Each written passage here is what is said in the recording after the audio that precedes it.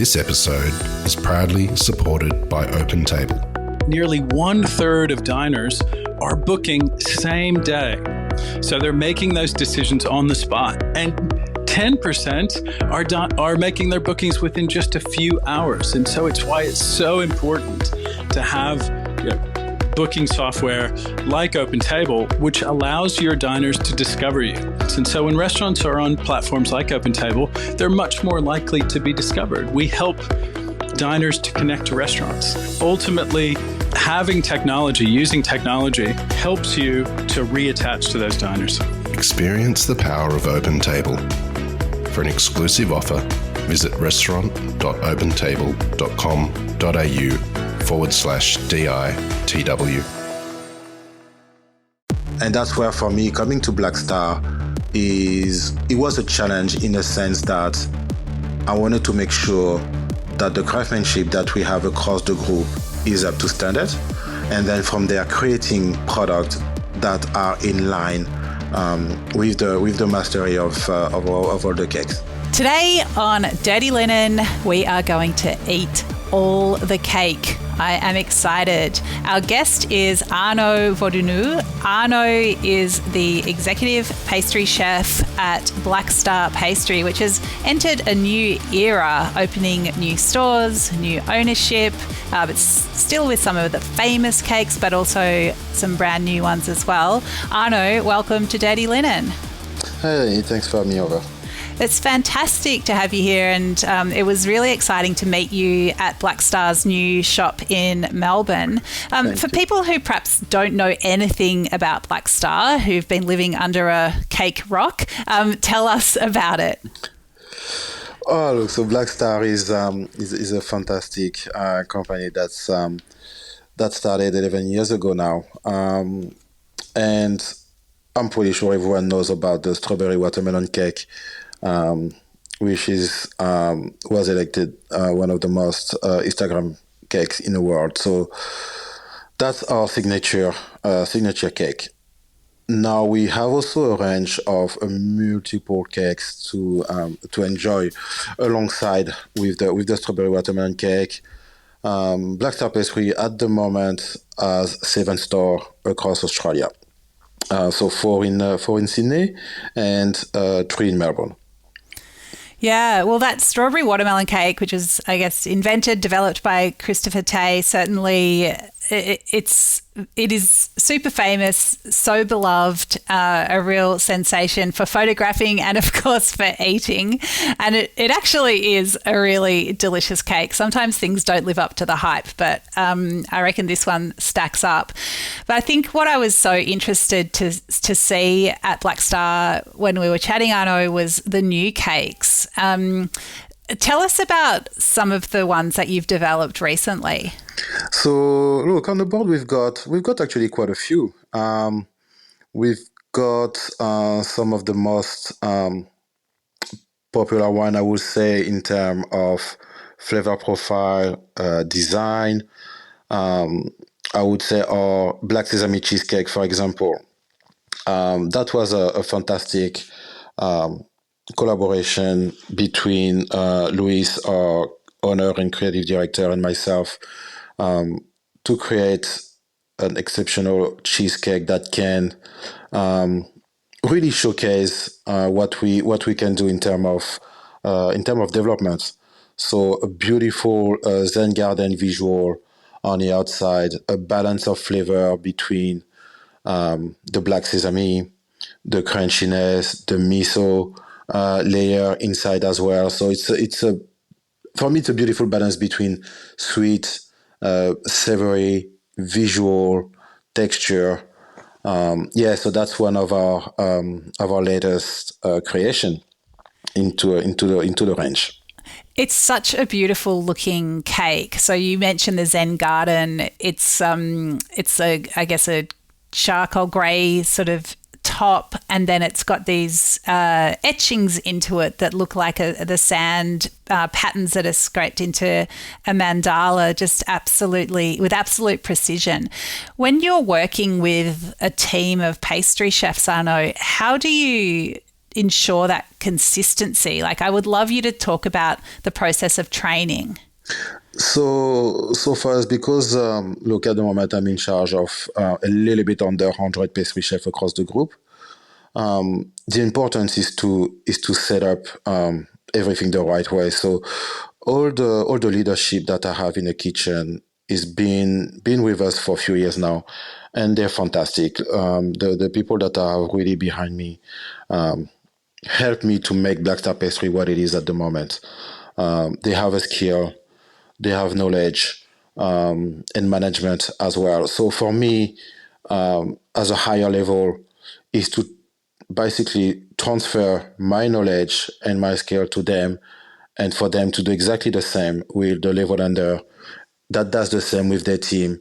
So it's just a transfer of knowledge, and also I'm quite exigent, I would say, in what I want to see and how things needs to be made. And so is my team. So then from there, it make it easy. It make it easy for us to really get that across the board. There's another new cake, the Chocolate Mirage, which has this incredible scalloped top that looks like, wind-blown sand in a desert. How many people know how to do that, and how long does it take them to learn to make those beautiful shapes? So look, Anna, so when it comes to that specific cake for the Mirage, there's no many people that across the business know how to achieve the perfect visual for that cake. Just because we really have people allocated to task and section. So within that specific section, the chefs that are making the Chocolate Mirage, it's only 2 people that can achieve it, plus the whole leadership team as well. So I reckon in total it would be 4 or 5 people across each state that can achieve that perfect pattern. Wow. Is it in the wrist? Is it the steadiness? Is it the wrist? Is it the way they look at it? Like, what is it? So starting from the June visual, sand visual that we have on top of the cake, it's a really organic pattern that we're trying to get with the chocolate mousse. However, to get it is not, it needs to look random, but it's actually not. And that's where the difficulty is.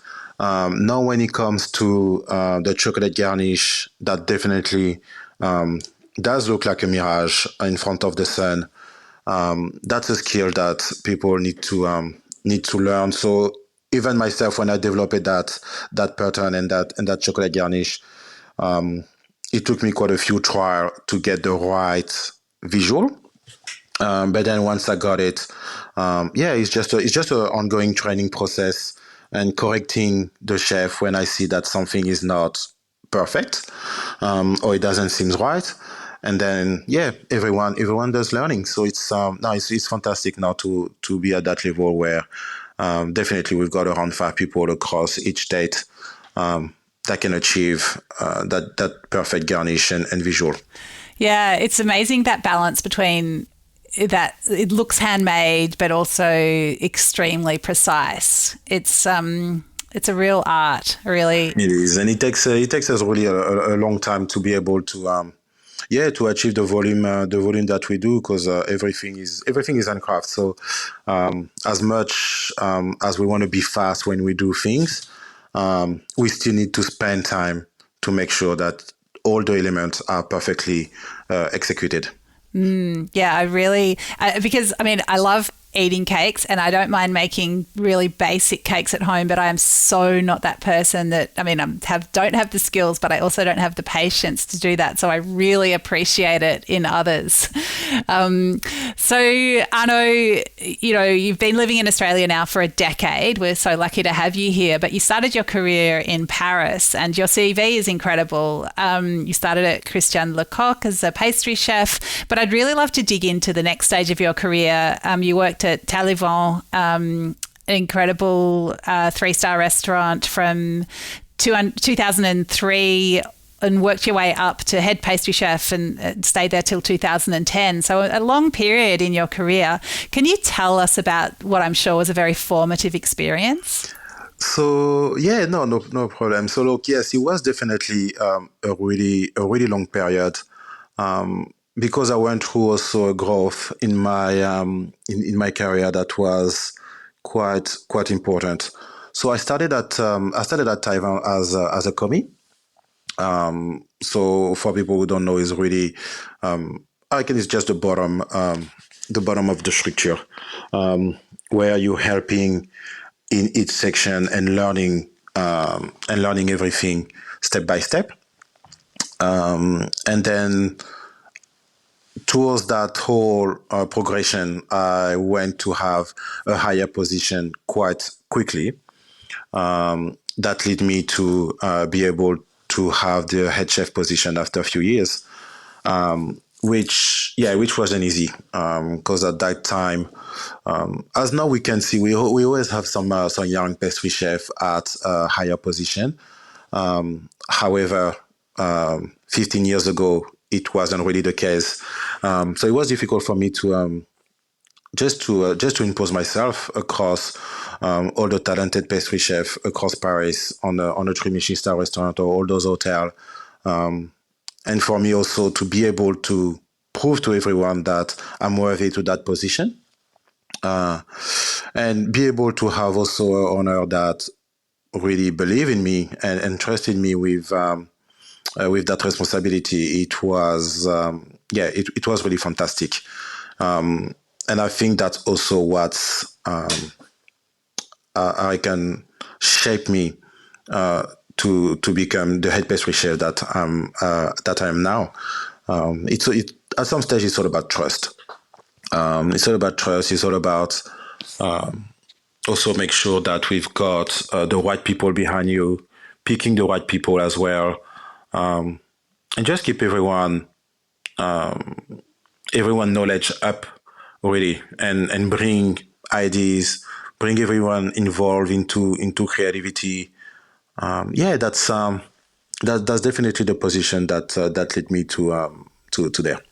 Incredible. Because I guess, when you're working at such a revered restaurant like that, and I guess it's the same at Black Star, where you're the custodian of a brand and I'm sure of a lot of classic desserts, but then you also have this ongoing creative process. How do you balance that?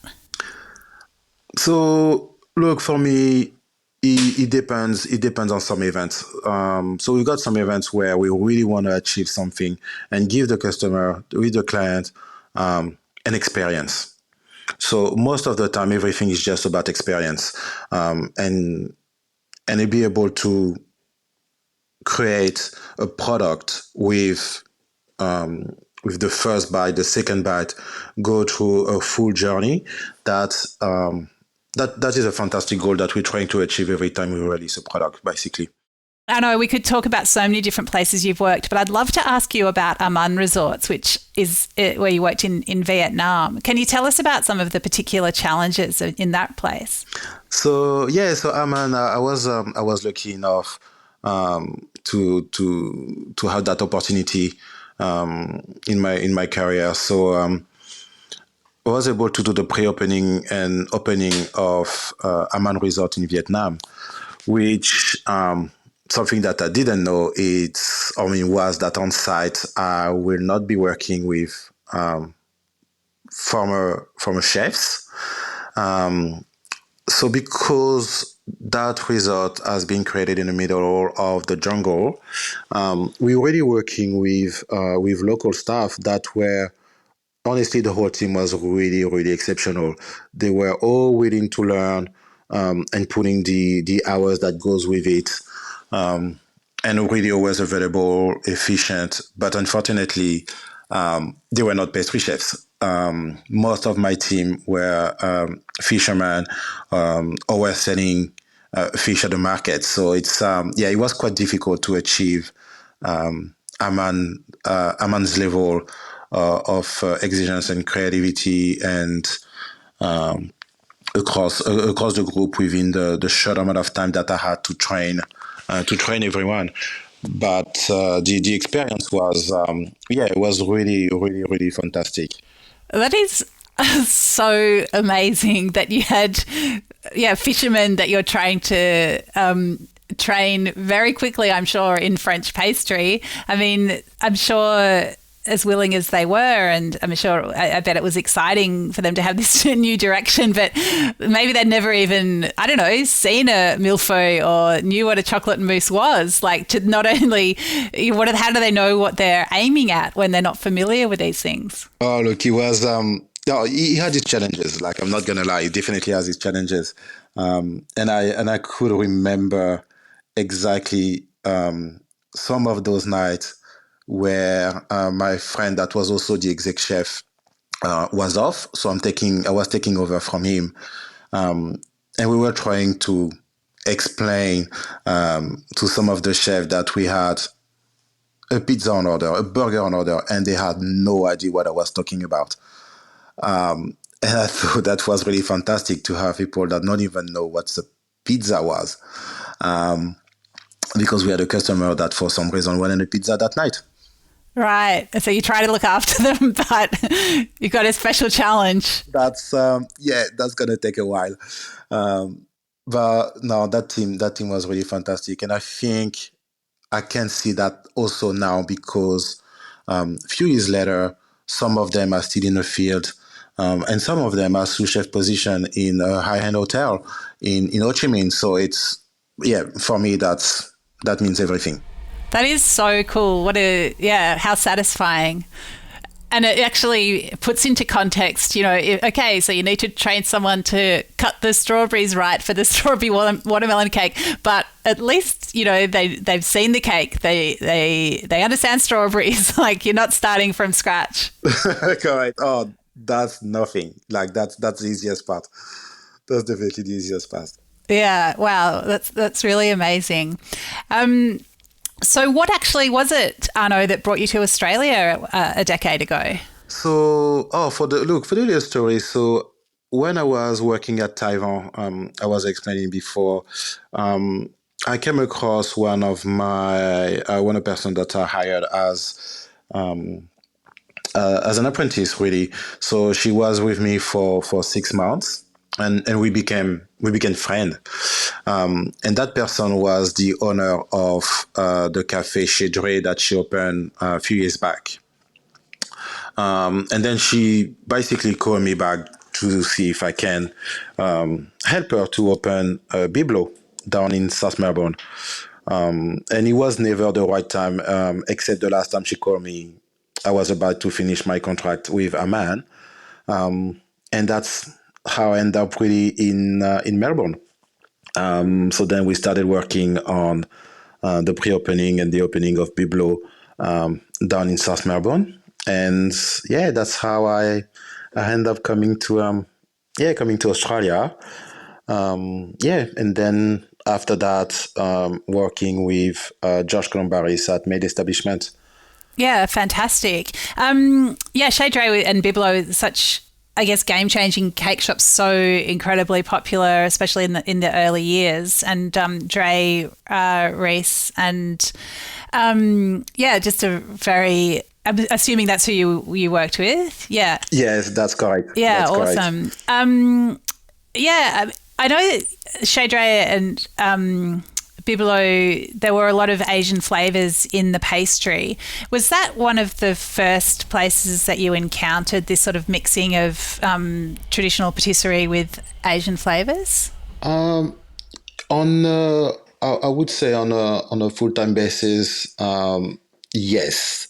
However, because I was traveling a lot with Taiwan, I was able to go to Japan. Go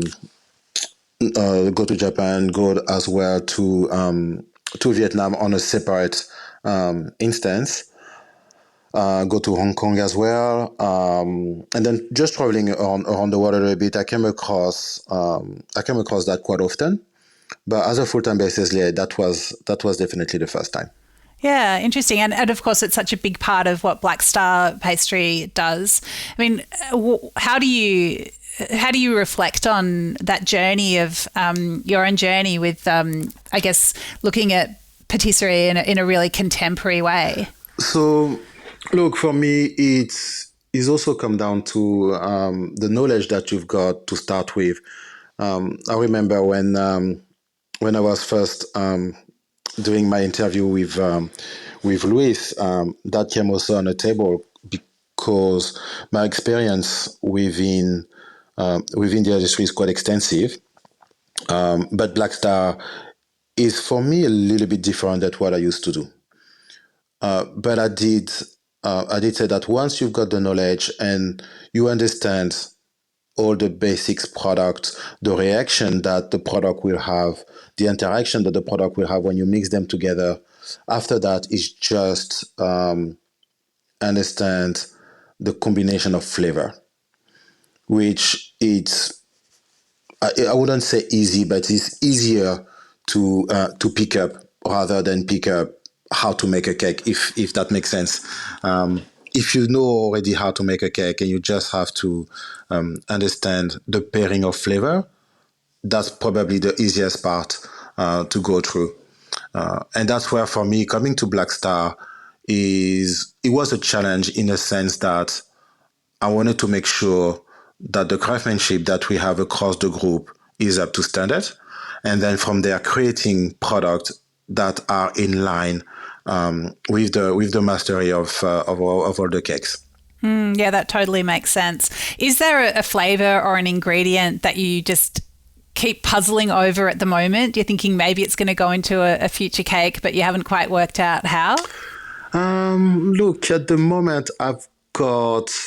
I actually have quite a few products in the pipeline for this year, but they're all almost set in terms of pairing. Because I'm also quite lucky. I've been able to try a lot of things, and I've got a flavor dictionary that's quite extensive, and I can't put in my head two products together and I will like, okay, that will work. No, that won't work. That will work if the balance is right, or that will be totally different, and that's for really eclectic people, or that's for the broader range of people, and it's going to be fantastic. But overall, I don't have a specific product that I actually haven't made it work. Like I know that it's going to work. It's just a matter of balance. And that's, yeah, for me, it's all about balance. Make sure that the pairing is right. And we've got a combination of texture as well that complements the flavor profile. Yeah, of course. Texture is so crucial. Is there an ingredient that you think is, people often get wrong, like they get the balance out of whack? And I guess for me, the one, like almond essence comes to mind, and also some of the floral waters like rose water. It can be really overwhelming. Like, do you have any that you think are hard to nail?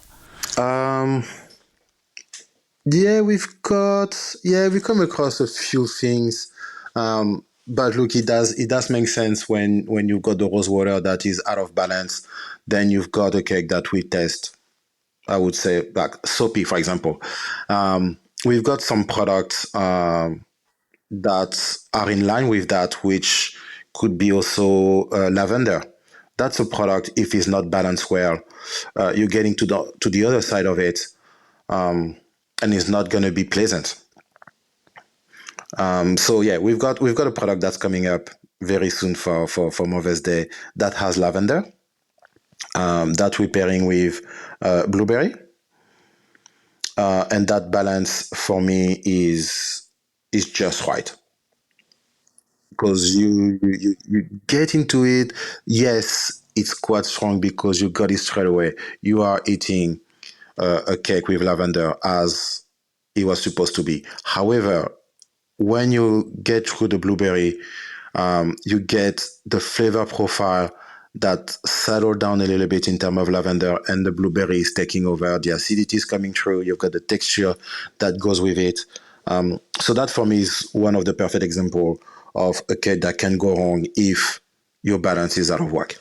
That makes sense. And Arnaud, finally, have you got a cake that's your favourite or a pastry that you just love, your absolute comfort food winner? I do have one. The chocolate mirage cake. That for me is a perfect balance. And quite proud of that cake because it's really complex. And I do like complexity if when you eat it, it all makes sense. It's not just complex to be complex. It's just because we're trying to achieve something and brought people to a journey of texture, of flavor. And for me, that cake really represented perfectly. Oh, it must be so satisfying to watch people enjoy it. It definitely is. What about a classic? Because if I had to eat one classic French pastry for the rest of my life, it would definitely be cannelé. But what would yours be? I will go with an éclair. Or, even better, a millefeuille. A classic vanilla millefeuille with or without a fondant finish. But a millefeuille is, for me, is fantastic if it's done well. Yes, so true. Well, I hope one day you can have your millefeuille, I can have my cannelé, and we can have a coffee together. Let's make it happen. Arnaud, such a pleasure and a privilege to talk to you. Congratulations on everything you're doing at Black Star Pastry. And yeah, I look forward to future creations as well. Thank you for having me today. Really appreciate it. This is Dirty Linen, and I'm Dani Valent. We air the issues that the hospitality industry finds hard to talk about, hearing from different people with unique perspectives. We want to hear from you as well. If you have something that needs to be said about a topic, get in touch so we can include your perspective. Contact us at dirtylinenat deepintheweeds.com.au or hit us up on Insta at Dirty Linen Podcast. We can't wait to hear from you.